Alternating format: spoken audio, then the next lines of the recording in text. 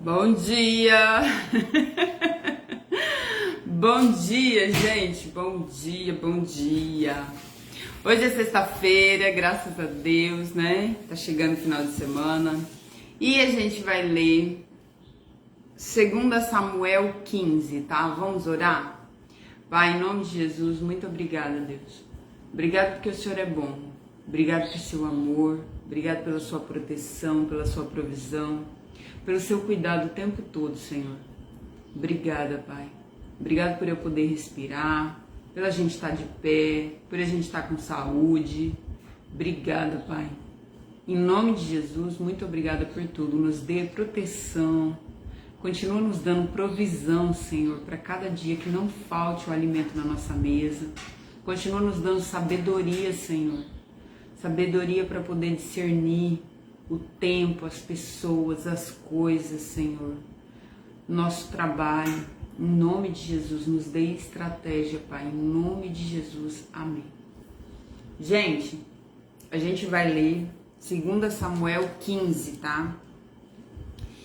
E aqui, o Absalão tinha voltado, que é o filho de Davi, que matou Aminon, que é o outro filho de Davi. Ele tinha voltado porque Joabe fez com que ele voltasse. Ele taca fogo na plantação de Joabe, porque ele não tá nem aí com ninguém. E aqui ele vai se revoltar. Mas ele vai se revoltar de um modo muito estratégico, tá? Então, a gente vai falar sobre isso agora, ó. 2 Samuel 15 fala assim: depois disso, Absalão mandou preparar...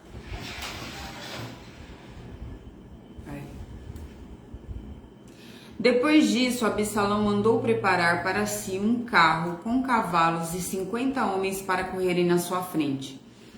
Imponência, tá? A estratégia aqui é imponência. Então, ele é o filho do rei, ele tem um carro, uma carruagem, ele está a caráter, né, como filho do rei, e 50 homens correndo na frente. Então, imponência, status, dinheiro, tá? Poder.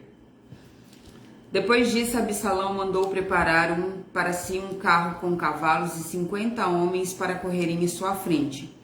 Ele se levantava cedo e ficava no portão da cidade, onde a estrada terminava. Quando uma pessoa chegava ali com algum caso para o rei Davi resolver, Absalão a chamava e perguntava de onde ela era. Então, imagina o filho do rei, acessível, conversando com todo mundo. Imagina um político, por exemplo, um prefeito. Você tem que marcar a hora, você tem que esperar, você não consegue falar com o prefeito de qualquer forma. Imagina o filho do prefeito te esperando já na sala, ali na frente da prefeitura. E aí ele te abraça, ele conversa com você de boa, ele te atende, ele é acessível, ele é gentil. É isso que Absalão tá fazendo, ó, conquistando a simpatia do povo.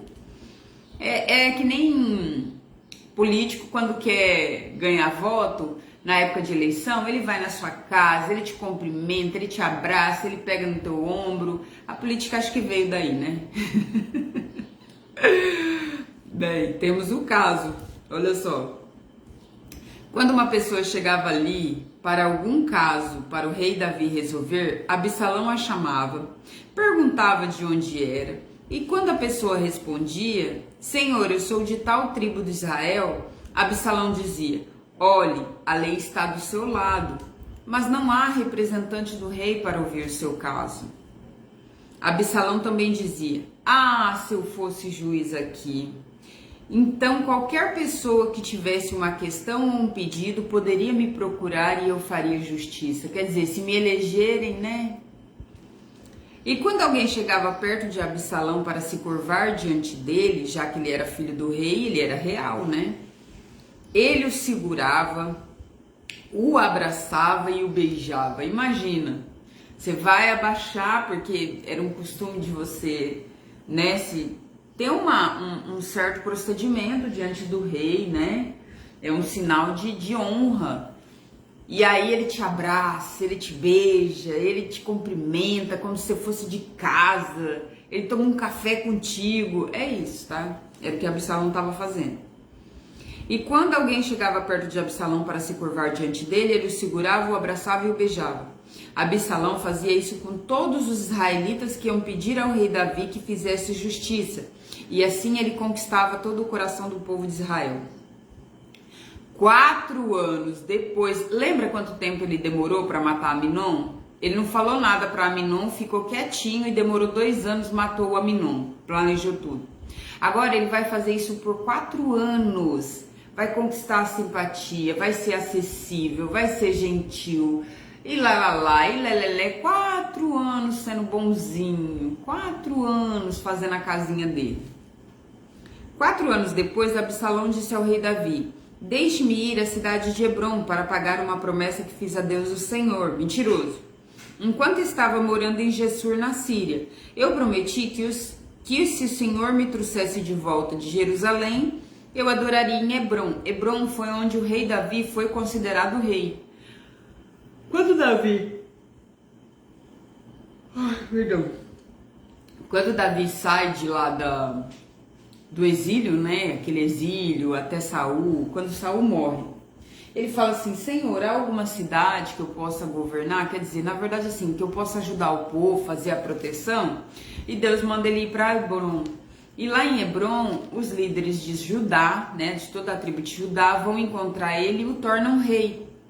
Então, Hebrom é a cidade que o rei Davi se tornou rei pela primeira vez, né?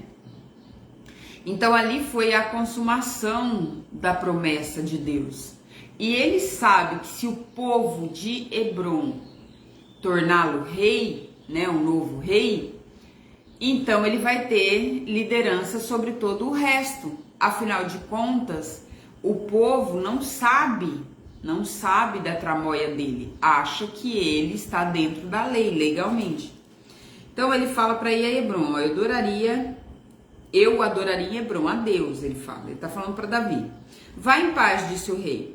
Aí Absalão foi a Hebrom, mas enviou mensageiros a todas as tribos de Israel para dizerem o seguinte: quando ouvirem o toque das cornetas, digam: Absalão se tornou rei em Hebrom. Então ele manda os mensageiros para falar para o povo de Israel isso aí. Mas ele não tinha sido ainda, né? E era um golpe de estado, literalmente. 200 homens saíram de Jerusalém com Absalão como convidados. Então eles chamam de Jerusalém esses 200 homens como convidados. Esses homens não sabem o que ele vai fazer. Eles não sabiam de nada daquele plano e foram de boa fé. Enquanto estava oferecendo sacrifícios, Absalão mandou também chamar Aitofel, da cidade de Gilo. Aitofel era um dos conselheiros de Davi. Assim a revolta contra o rei Davi ficou mais forte e os seguidores de Absalão aumentaram. Quem é Aitofel? Na Bíblia não está definido quem é Aitofel de fato, mas ele é parente de Batseba. Então a definição fica assim: Aimã, Eliel, né?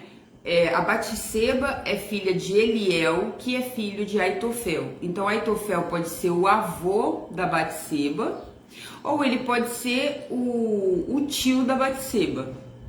Como eles não definiram se é avô, se é tio, sabemos que é um parente. E por que que Aitofel se junta com o Absalão? Porque Davi tomou à força Batseba, né? Davi se aproveitou da situação com Batseba. Então, o pecado que Davi fez está batendo na porta dele agora. Lembra que tudo que a gente planta, as gramas, a gente vai comer, pastar elas? Pois é, tá? Chegou a hora de Davi pastar. Mas isso não significa que Davi não sofre, porque Davi vai sofrer muito. Imagina um filho se rebelar contra você. Então veio um mensageiro e contou a Davi que os israelitas haviam passado para o lado de Absalão.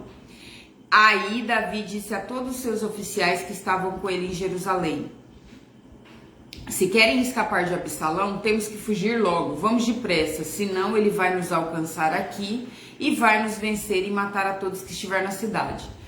Imagina para Davi saber que Absalão se revoltou. Imagina para Davi saber que o próprio filho tomou seu lugar e se revoltou contra ele. Sabe? É triste. Eu creio que eu faria o mesmo que Davi. Porque Davi não quer matar Absalão, já que é um filho dele. Davi não quer que a cidade, as pessoas inocentes da cidade sejam mortas. Eu entendo Davi nessa situação. Eu também fugiria. Porque ele não puniu ninguém. E aí pior, quando ele sabe que Aitofel tá com Absalão, ele entende que isso é para punir, é uma punição contra ele. Então ele resolve aceitar, ele realmente tinha se arrependido, porque ele resolve aceitar a punição. Ele nem luta, ele foge. Mas ele foge também para pensar, para decidir o que Deus quer fazer nessa situação, tá? Então, eu entendo Davi nessa situação de fugir, realmente. Eu também fugiria. Na situação dele, eu também fugiria. Porque eu não ia matar meu filho. Nenhum pai quer matar o filho. Entendeu? A punição dele contra Absalão teria que ser aplicada quando ele matou Aminon. Aliás, a punição deveria ser contra Aminon. Banir Aminon do reino. Banir Absalão do reino. Né? Não deixar com que se aproxime. Ai, meu filho, mas deveria. É uma punição. Você não matou, você deixou ele à própria sorte dele. Infelizmente. Agora, se ele perdoou e de repente o Absalão se revolta e ele não puniu ninguém, ele já tá ali sem punição, ele já não tem autoridade. Ele tinha mais era que fugir mesmo. Ele fez o que era correto. Ele tinha que fugir. Tá? Eu acredito que eu teria, na situação dele, sem essa punição que ele não deu para ninguém, eu teria fugido também. Tá? Então veio um mensageiro e contou a Davi que os israelitas haviam passado para o lado de Absalão. Lembrando que esse fugir não é de covardia, esse fugir é estratégico. Eu vou dar tempo ao tempo, eu vou pensar, vou ver o que Deus quer e não vou matar meu filho, obviamente. Então veio um mensageiro e contou a Davi que os israelitas haviam passado para o lado de Absalão. Aí Davi disse a todos os seus oficiais que estavam com ele: se querem escapar de Absalão, temos que fugir logo. Vamos depressa, senão ele vai nos alcançar aqui, vai nos vencer e matar todos os que estiverem na cidade. Sim, nós, os seus servidores, estamos prontos para fazer tudo o que o Senhor disser, responderam eles. Aí o rei saiu acompanhado por toda a sua família e pelos seus funcionários. Deixou somente 10 concubinas no palácio, que depois o Absalão vai chegar ao couro nessas concubinas aí, que é a vergonha que Deus falou que ele ia passar. Só que ele faz isso diante de todo mundo. Lembrando que pornografia é pecado. Por quê? Porque você tá vendo a nudez dos outros. Então ele já pecou contra Deus. Aí Deus resolve castigar Absalão. Já estamos adiantando, dando spoiler aqui. Aí o rei saiu acompanhado por toda a sua família e pelos seus funcionários. Deixou somente 10 concubinas para cuidarem do palácio. Quando o rei e todo o seu povo estava saindo da cidade, pararam na última casa. Todos os funcionários ficaram de pé diante do rei, enquanto os queretitas e peletitas desfilaram à frente dele. Era o povo que tinha ficado do lado dele quando o Saul estava contra ele. Esse povo continua. Os 600 soldados que haviam seguido da cidade de Gate também passaram diante dele. Os soldados estão com ele. Então Davi disse a Itai, o líder deles: por que é que vocês estão indo com a gente? Volte e fiquem com o novo rei. Mandou a tropa toda de soldado dele ficar do lado do rei. Você é um estrangeiro, um refugiado que está longe da sua pátria, né? Esse Itai tinha chegado há pouco tempo. Você viveu aqui pouco tempo. Então, por que eu faria você seguir comigo? Eu não sei para onde eu vou. Logo, volte e leve os seus companheiros. Que o amor e a fidelidade do Senhor esteja com você. Ele está muito triste. Ele está muito triste. Ele está muito desolado. Um pai diante dessa situação ficaria muito desolado. Ele está muito desolado. Eu entendo ele como um pai desolado. Realmente não tem como. A traição de um filho, de um marido, de uma mulher, a traição de um amigo, a traição, ela dói, ela é profunda, né? Jesus foi traído por Judas, seu companheiro de 3 anos, né? Então, que o amor e a fidelidade do Senhor estejam com você. Porém, Itai respondeu, e aqui E isso aponta para Cristo também, né? O fato dele ter sido traído, tá? O rei Davi foi traído, Jesus foi traído também. Traição, ela é cruel, né? Então, ó, porém Itai respondeu, aí o Itai responde: ó rei, eu juro em nome do Senhor, Deus vivo, que eu irei sempre com o Senhor aonde quer que for, ainda que eu morra por causa disso. E é assim que a gente deve fazer com Deus. É assim que a gente deve colocar a nossa fé diante de Deus. Eu vou com o Senhor ainda que eu morra. Porque a fé é isso. A fé é morrer. A fé é morrer para as minhas vontades, a fé é morrer para o que eu quero, a fé é morrer para mim e nascer para Cristo, para servir Ele, para fazer aquilo que Ele quer, para seguir o plano dele. A fé é morrer para os meus planos e seguir os planos de Cristo. Essa é a fé, tá? Porque em todas essas coisas nós somos mais que vencedores. Tá? E quando eu sou perseguida por esse amor que eu tenho a Cristo, como Paulo fala, eu me glorio, né? Aí é que eu tenho que ter felicidade, porque se estão me perseguindo pelo amor que eu tenho por Cristo, a palavra está se concretizando, a palavra está se cumprindo. Não pense que vai ser bonito quando o Satanás, literalmente, né, dominar esse mundo.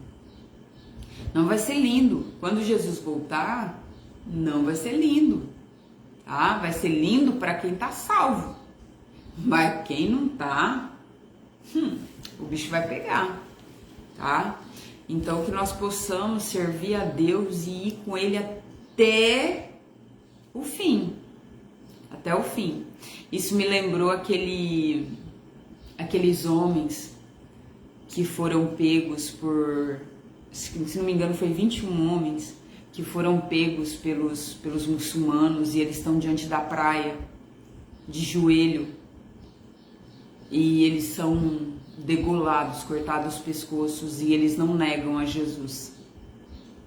E a gente pensa que servir a Jesus é colocar um terno bonito, uma roupa bonita, um salto alto, um véu na cabeça, ou um carro bom, uma roupa boa, e até Deus quer que a gente tenha as coisas, né? Afinal de contas, nós estamos aqui nesse mundo.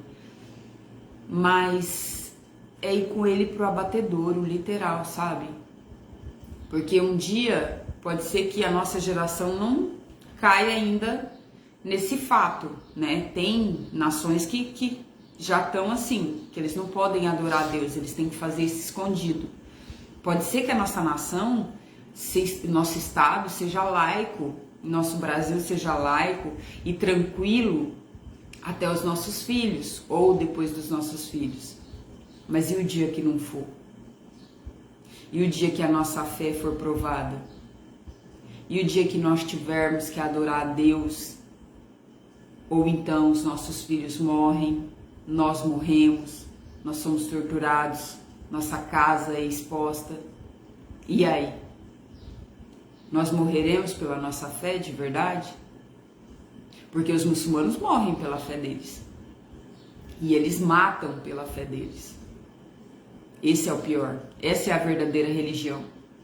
Tá? Não são todos, mas os extremistas, eles matam em nome de Jesus, assim como a igreja já matou em nome de Jesus. A igreja também já matou em nome de Jesus, em nome de Deus.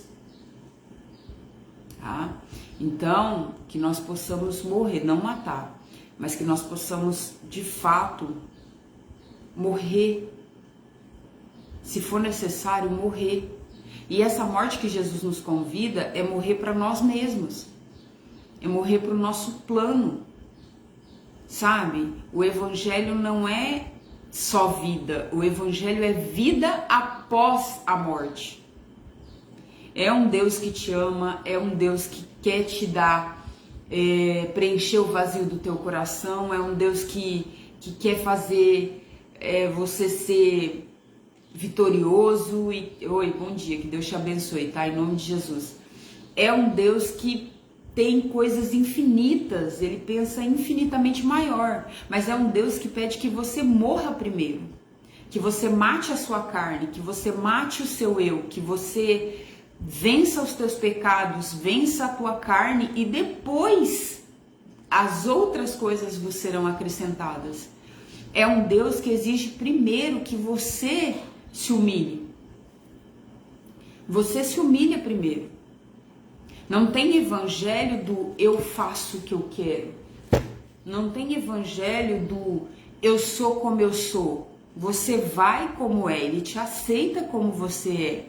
Mas ele não aceita que você permaneça do jeito que você é. Até porque ele quer te melhorar. Ele sempre vai querer nos melhorar. Ele sempre vai ter coisas a mais para nós.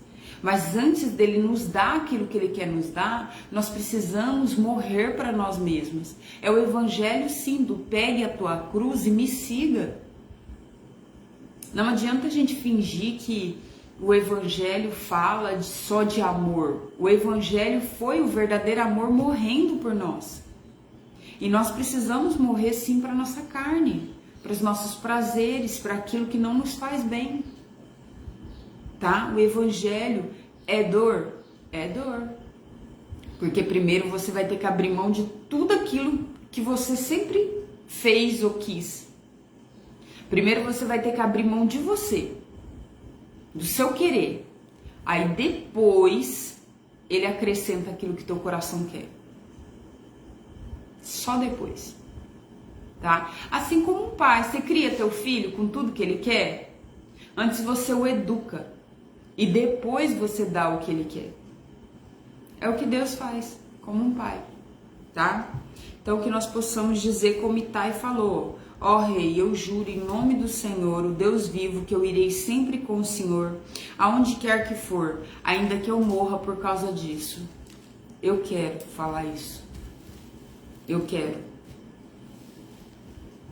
poder falar isso de todo o meu coração. Eu quero poder fazer isso de todo o meu coração. Eu sei que eu não estou preparada. Eu não estou preparada para morrer. Nem por mim mesma, eu não estou. Ainda mais eu que quero viver 120 anos, não, eu não estou. Se alguém falar que tá, amém, mas eu não estou. Mas eu quero poder falar para ele. Mesmo que eu não estou preparada, eu quero. Eu quero ir com o Senhor até o fim. E depois do fim. E ainda depois do fim, eu quero estar com o Senhor, tá? Aí ele fala ao rei Davi: muito bem, respondeu Davi, então passe adiante. Itai foi na frente com todos os seus homens e seus dependentes. Enquanto os seguidores de Davi saíam, o povo chorava alto. O rei atravessou o riacho de Cedron e todos os seus homens também, e foram na direção do deserto. Zadok, o sacerdote, estava com eles, e também os levitas carregavam a arca sagrada da aliança. Os levitas colocaram a arca no chão até que todo o povo acabou de sair da cidade. Abiatar também estava ali. Então o rei disse a Zadok: leve a arca da aliança de volta para a cidade. Se o Senhor estiver satisfeito comigo, um dia ele me deixará voltar para ver a arca e a casa onde ela fica. Mas se ele não está satisfeito, que ele faça o que quiser comigo. Quando ele sabe, né, que Aitofel está ali na situação, ele sabe que é castigo para ele. Então ele fala assim: olha, eu não vou usar a arca como um amuleto, até porque Deus não está nas coisas. Deus não está em objetos. Deus não habita em ídolos. Deus está presente o tempo todo, em tudo, em nosso coração, tá? Deus não se limita a coisas e objetos. Ah, eu vou usar um amuleto para me dar sorte. Sorte não existe. Existe promessa de Deus, a graça do Senhor. Existe favor de Deus, tá? Quando você está debaixo do favor, da unção, que é o poder de Deus, quando você está alinhado com o Espírito Santo, você tem o favor dele. É como se tudo cooperasse para o seu bem, te empurra para o lugar certo que você quer ir, tá? Esse negócio de sorte, isso aí não funciona não. Na verdade é azar mesmo. Ah, eu tenho sorte. De jeito nenhum. Ou você tem Deus, ou então você está contando com o acaso. E o acaso está na mão do diabo. todo acaso está na mão do diabo. Não tem como. Ou tá na mão de Deus e Deus é favor, ou tá na mão do diabo, tá? Então, se você tá pelo acaso, o acaso vai me proteger. O acaso é do capeta. O capeta não protege ninguém. Então, se volta para Deus. Então, e aí ele fala, leve a arca, né? Ele não quer usar como amuleto. E Davi continuou a falar com Zadok, olha, leve seu filho Aimás e também Jonatas, filho de Abiatar, e volte em paz para a cidade. Enquanto isso, eu vou ficar esperando nos caminhos do deserto até receber notícia de vocês. Vão servir como informantes. Então Zadok e Abiatar levaram a arca de volta para Jerusalém e ficaram lá. Davi subiu o Monte das Oliveiras chorando, que depois Jesus, né, vai estar no Monte das Oliveiras também. Ali é onde ele vai ter aquele momento de tristeza final, né, quase final. E ele vai orar e pedir para que Deus passe o cálice dele, mas, contudo, se não for possível, né, que seja feita a sua vontade. Entendeu? Ele prefere a vontade de Deus.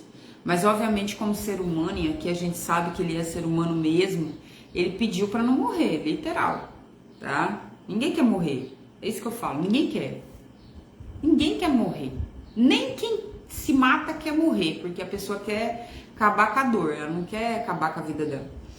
Então, Zadok e Abiatar levaram a arca de volta, né? Davi subiu o Monte das Oliveiras chorando de tristeza. Todos os que seguiam cobriam a cabeça também. Ele estava descalço e cobria a cabeça. Um sinal de tristeza total. Imagina um rei que tinha toda a glória de repente está fugido. Quando contaram a Davi que Aitofel havia passado para o lado de Absalão, ele disse, ó Senhor Deus, faze com que os conselhos de Aitofel atrapalhem os planos de Absalão. Então ele ora, ele pede para Deus, misericórdia, né? Quando Davi chegou ao alto do monte, onde havia um lugar de adoração, e seu fiel amigo Ussai, da família dos Arquitas, foi encontrar com ele ali, Ussai estava com roupas rasgadas e tinha terra em sinal de tristeza, um sinal que ele também estava triste pelo que estava acontecendo com Davi e continuava fiel. Davi lhe disse, não venha comigo, pois isso não me ajudará, mas você poderá me ajudar fazendo com que os conselhos de Aitofel fiquem sem efeito. Quando voltar à cidade, diga a Absalão, ó rei, eu agora vou servir o Senhor como serviu o seu pai. Os sacerdotes Zadok e Abiatar vão estar lá, e você contará a eles tudo que ouvir no palácio do rei, informante. Os filhos dele, Aimás e Jonatas, também vão estar lá, e você poderá me mandar por eles todas as informações que conseguir. Então Ussai, o conselheiro particular do Davi, foi e chegou à cidade justamente quando Absalão estava chegando lá. E aqui finaliza o capítulo. Gente, a gente sabe que a plantação de grama a gente vai pastar. Não tem como fugir dela. Então Davi está pastando a plantação de grama dele. Porém, é como eu disse, eu entendo ele fugir, porque eu também fugiria. Diante de não ter julgado ninguém, o que ele pode fazer é fugir. E lembrando que ele está pedindo o conselho do Senhor. O fato dele pedir o conselho do Senhor não deixa ele sozinho, não deixa de fazer nada, porque ele pede o conselho do Senhor, mas ele fala, ó, vai um informante aqui, vai você ali, vai você lá. Ele está estrategando, ele está agindo. Oração, orar e ação. Então ele tá fazendo isso, tá? Obviamente que a gente tem que tomar cuidado em tudo, né? Mas essa oração aqui, essa fala aqui do Itai, lembra também aquela fala de... Ai, meu Deus. Ruth? Será que era Ruth? Seguiu a sogra? Ruth. Será que é Ruth, gente? Deixa eu ver se é Ruth. Que seguiu a sogra. Eu acho que sim. É Orfa e Ruth. A Ruth, ela segue a sogra e ela fala, o seu Deus é o meu Deus, para onde você for eu vou. Então, essa fala de Itai, que nós possamos falar isso para Deus. Sabe, aonde o Senhor for eu estarei, eu vou com o Senhor mesmo que eu tiver que morrer, que nós possamos ter essa postura diante de Deus. O Senhor é o meu Deus até os últimos dias da minha vida e depois disso até a eternidade, sabe? Que nós possamos tomar uma decisão diante de Deus. Deus não é brincadeira. Deus não é brincadeira. E Deus é muito sério no amor dele, sabe? Ele realmente nos ama a ponto de não nos deixar do jeito que a gente era, do jeito que a gente chega. Ele nos ama a ponto de nos transformar, de nos modificar. Quanto mais eu conheço Deus, mais eu me conheço. Porque mais Ele revela os meus defeitos, mais Ele revela o que precisa ser transformado na minha vida.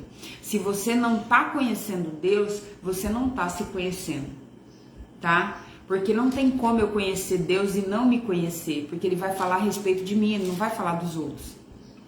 Ah, depois que eu conheci Deus, eu conheci todo mundo à minha volta. É verdade, o Espírito Santo, ele revela as pessoas, mas e você? Porque ele revela primeiro a mim. As minhas falhas, os meus defeitos, o que ele quer modificar, para onde ele quer me levar, ele revela primeiro, o negócio dele é comigo, tá? Eu me conheci assim profundamente, eu estou me conhecendo cada vez mais depois que eu conheci Deus, porque cada vez mais ele me mostra o que precisa ser mudado, melhorado. E olha que não é brincadeira não, tá? Então se você tem conhecido Deus, de fato você tem se conhecido.